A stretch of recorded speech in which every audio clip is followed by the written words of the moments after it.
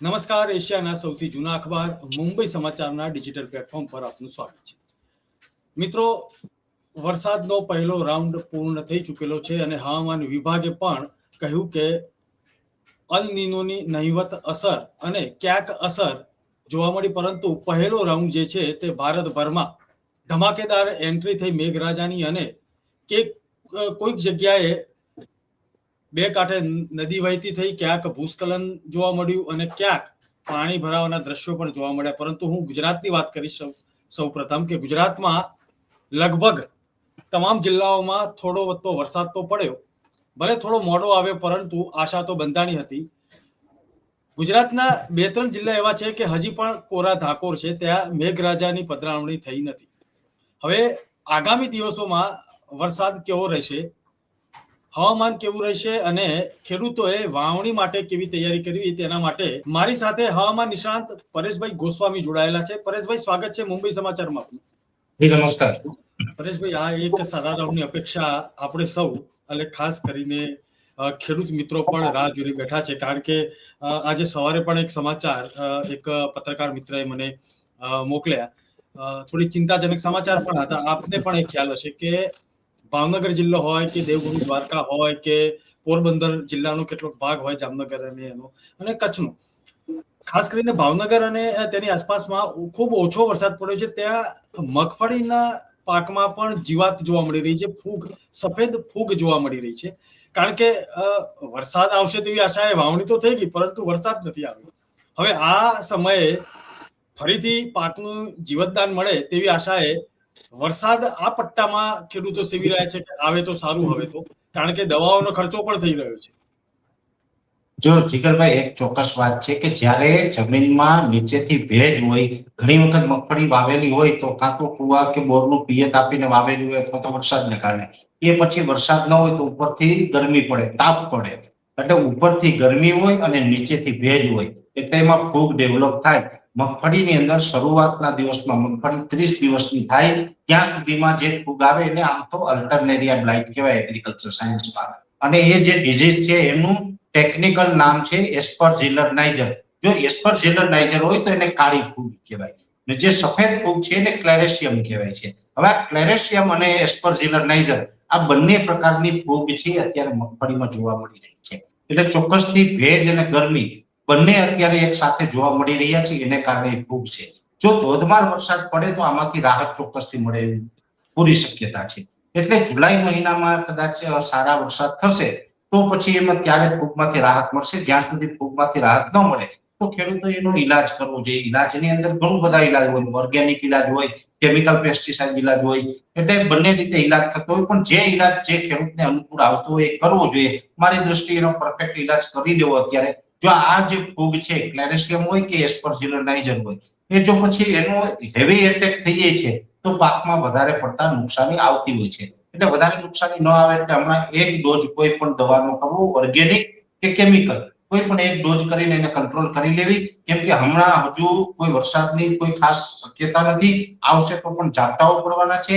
ભારે વરસાદ જ્યાં સુધી નહીં આવે ત્યાં સુધી આ ફૂગનું પ્રમાણ રહેવાનું છે, અને એમાં પણ ભારે વરસાદ જોવા જઈએ તો 25 થી 31 જુલાઈ વચ્ચે શક્યતા છે, ત્યાં સુધી નથી. ત્યાં સુધી ઝાપટાઓની શક્યતાઓ છે. જો ઝાપટા પડશે તો આ ક્લેરેશિયમ અને જે એસ્પરજીલર નાઇજર છે એમાં વધારો થાય, ઘટાડો ન થાય. કેમ કે ગરમી તો ઓલરેડી જ રહેવાની છે જ્યાં સુધી ઓછો વરસાદ હોય ત્યાં સુધી, અને એમાં પણ પાછા ઝાપટા પડે એટલે ભેજનું પ્રમાણ વધે, અને ભેજ અને ગરમી બંને પાછા એક સાથે થશે તો એ પ્રશ્ન વધશે. એટલે એનો સારો ઈલાજ છે ખેડૂતોએ કરી દેવો.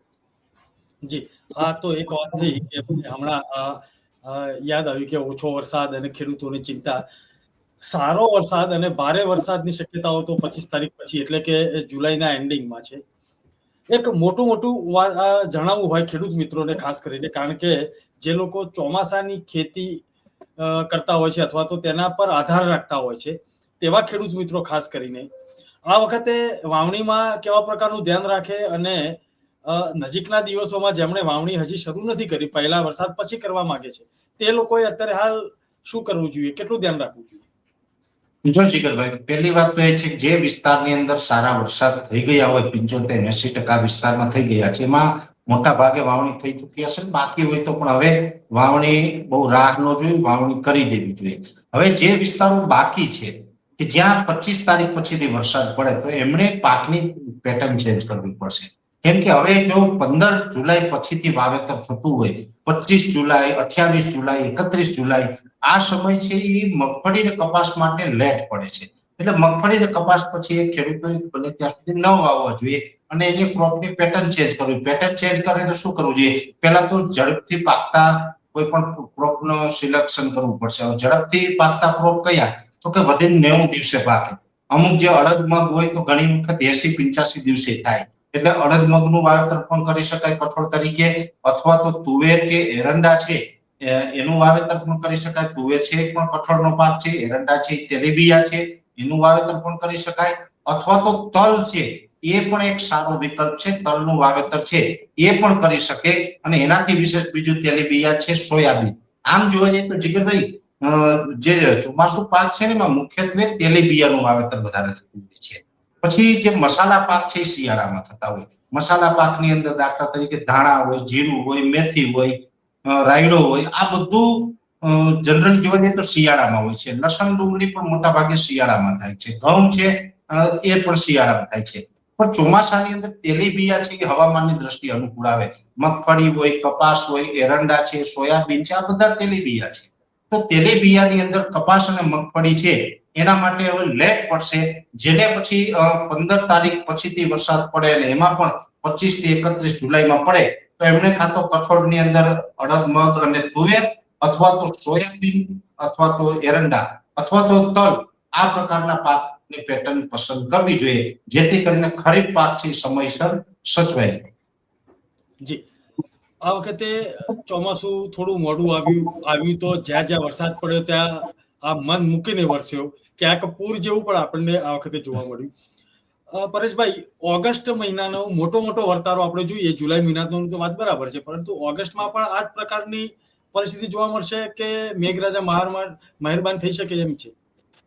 જો ઓગસ્ટમાં આમ તો શરૂઆતમાં તો આપણે ચિંતા જ કરાવશે. જુલાઈમાં સારો રાઉન્ડ આવી, શરૂઆતમાં મધ્યમ વરસાદ રહેશે, બહુ હેવી વરસાદ નહીં હોય.